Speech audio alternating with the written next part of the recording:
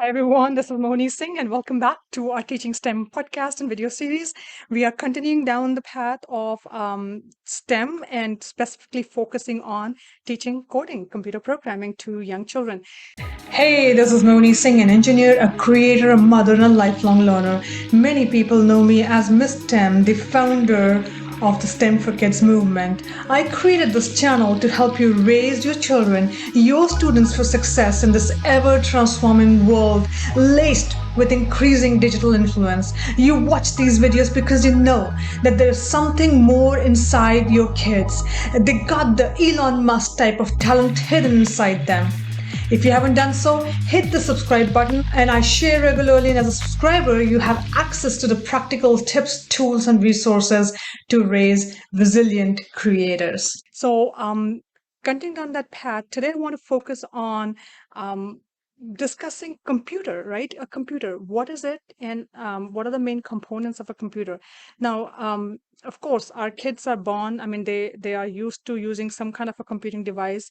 It's so normal these days. Everybody almost has it, and especially with what happened with the pandemic, we had 1.6 billion children who overnight became, kind of got behind the computer screen doing the regular classes. So things are quite different. But many of us still remember that there was a time when we didn't have a computer, and then we kind of slowly immigrated to the world of computer. At least I'm from that generation.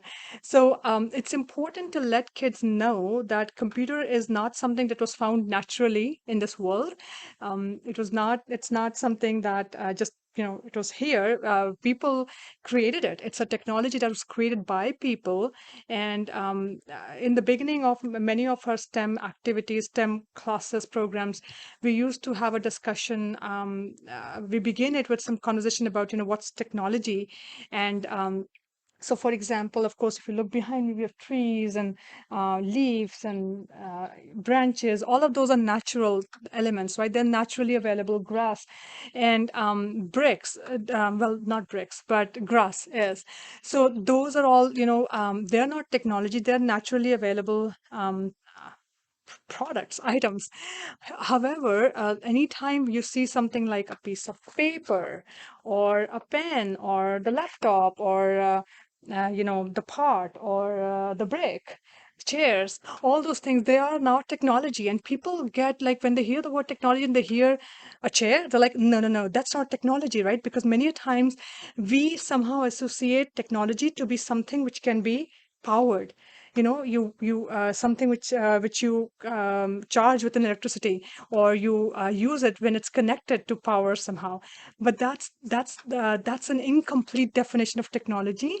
Technology basically is anything that we people created to make our life easier, right? So even this little piece of pen is a technology created by some marvelous engineers out there who figured out that if we could put some spring in here and put it the right way, then you could have a clickable pen which can go in and out as needed, and helps you write. So you don't have to, you don't have to dip your your feather in ink to write back in those days. So it's important to let at least kids understand that this computer is a technology which was created by people to solve various kinds of problems.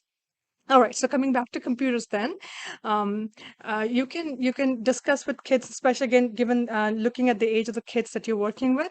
You can ask them some questions about, what is a computer, what does it do. You can begin there, and I'm sure depending on the age of the kids, some kids may be able to talk about, oh, we use it to play games, or we use it to watch videos and do these things. Some of the older kids might be able to say that, of course, you can use it to do all those things, but then also write your reports. You're doing classes and so on and so forth. Um, and you can also start talking with them about, okay, what problem are computers solving? Because remember, each technology was created to solve a problem.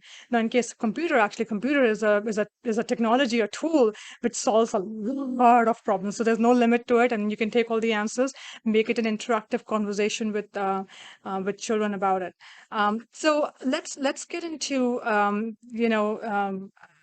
like one simple thing would be that before the computers were created, you may have heard about this tool called abacus, right? 4,000 years ago, they were using beads to calculate, to make calculation. Or, even like when I was growing up, we still used to do like this, right? 1, 2, 3, 4, 5, 6. So you're using your fingers and the different segments in your finger to count. So now, of course, computers makes it a lot more easier to do calculations. And then, of course, we used to have calculators. We still use calculators, but computers, and if you're used to using Excel, it takes it to the next level, right? So there are lots of different benefits, and you can make it a conversation, a discussion, because you want to keep it like an inquiry-based exercise with the young kids, and really have them pull out what do they understand about this technology called computers.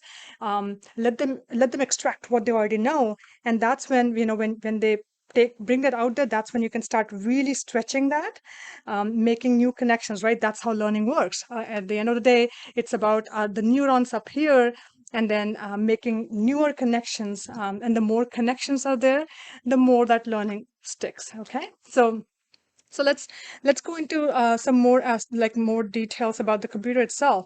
So the next question you can post for the kids is, what are the main parts of a computer? And again, you can have the children think about it and speak. And you can, on a whiteboard or whatever writing tool you have, you can jot down some of the answers.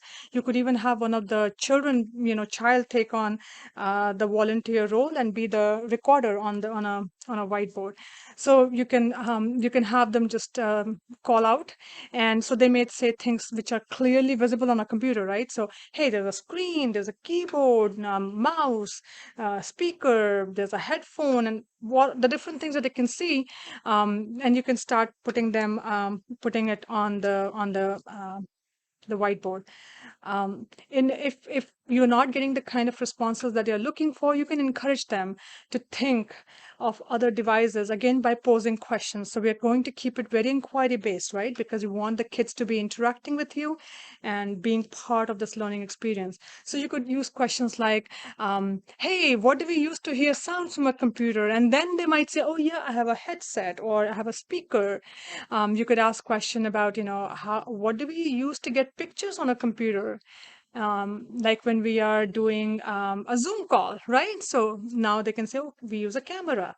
What do we use to get sound into the computer? Um, so a microphone. How do you get power? I have a battery, or I have a power cord that I plug in. And then what other things can I think of? So we have other parts of the computer like a USB port, and you can plug in a cable there, or some people maybe use may still from back in those days. I don't think many laptops don't come with that, but maybe a DVD player. So again, you can have them think about all the different parts of a computer, what they see visibly, and some children may talk about the central processing unit or a memory. You can note those down. These are internal to a computer. Most of the times you don't get to see it, but make a note, and maybe you can put them in a separate column. Um, all right, so that's that. You can basically, right now you're just in kind of almost a let children talk out what they know about it.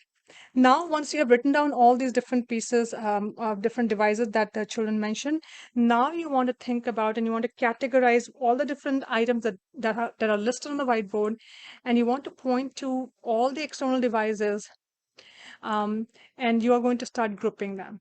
Okay, so you'll point each one of them and have children explain and emphasize something going inside the computer or something coming out of the computer. So we're going to talk about all the input and output devices, okay? So anything that's bringing information inside is an input device, and anything which is taking the information outside of the computer will be an output device. So for example, if you look at a screen, right? And some children might say that, oh, we see video on it, or we can see our name when we type it, or when I type something and I can see all that thing coming up on the screen. So the screen, and then you can paraphrase that and you can say, okay, the screen or the display is showing you what you asked the computer to show. So it is bringing the information out to you, and you can write the word out by the screen or the display on the whiteboard. And now, if you look at the touchscreen devices, right, the iPad, the iPhone, the smartphones, the screen also acts as an input device by allowing you to touch and enter information. So a screen can also let you get the information into the computer, and you can write in on the whiteboard too. So screen actually in today's world has become both output and an input device, right? So when you're giving it a touch, that's an input now. Okay. Now let's think about the microphone. So again, you're going each of the items that we listed down on the whiteboard. Now you're going through each one of them and you're discussing it in more details with the children. So for a microphone, children can say, "Hey, we speak into a microphone, so people on the other side can hear us."